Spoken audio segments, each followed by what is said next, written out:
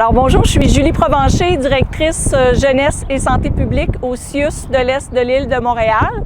On est aujourd'hui à Saint-Michel et on fait une clinique de dépistage mobile. Donc nous invitons vraiment tous les résidents de Saint-Michel qui présentent des symptômes, soit de la fièvre, de la toux, un nez qui coule, une perte soudaine du goût ou de l'odorat, une fatigue extrême, de venir se faire tester. Ici, on peut accueillir plus de 100 personnes par jour. Il n'y a pas d'attente. On n'a pas besoin de prendre de rendez-vous. C'est gratuit. On amène sa carte d'assurance maladie, une preuve de résidence. Si on n'a pas de carte d'assurance maladie, on va vous tester quand même. Donc, pour nous, c'est important de vous aider justement à dépister ces gens-là, dépister les gens qui peuvent présenter des symptômes et aussi de vraiment transmettre le message de ce qu'il faut faire pour se protéger. Ou qu'est-ce qu'il faut faire si on est positif.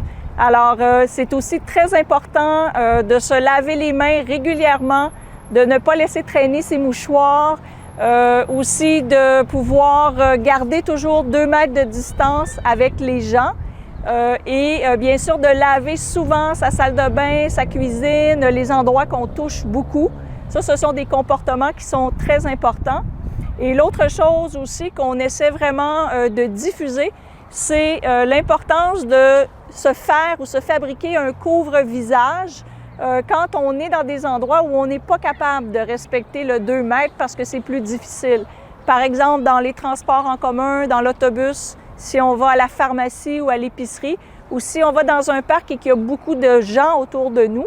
Alors, on a vraiment une petite instruction, c'est sur les sites web, mais on l'a aussi traduit dans plusieurs langues. Vraiment un petit dépliant qui nous explique comment on peut fabriquer son propre masque pour son couvre-visage pour pouvoir le porter dans des endroits. Ça s'adresse à toute la communauté kabyle qui habite ici à Saint-Michel ou à Rivière-des-Prairies. Je ne sais pas si ça s'applique aux deux. Nous allons être pendant 2 jours, donc dimanche et lundi, ici près du centre communautaire François Perrault. Et nous allons être 2 autres jours de midi à 20h près du centre communautaire René Goupil. Sur notre page Facebook du CIUS, c'est annoncé aussi pour vraiment avoir la bonne adresse.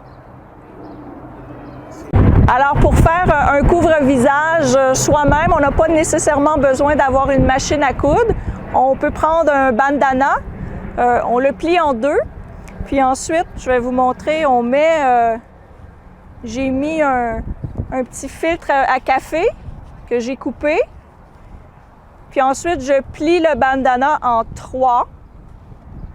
J'ai mis 2 élastiques à cheveux, je plie mon bandana, comme ça, puis je peux me faire un couvre-visage que je peux porter quand je vais dans l'autobus ou à l'épicerie. Ça couvre mon nez puis mon visage. Alors tout ça, c'est écrit sur le petit document qu'on donne pour savoir faire son masque soi-même.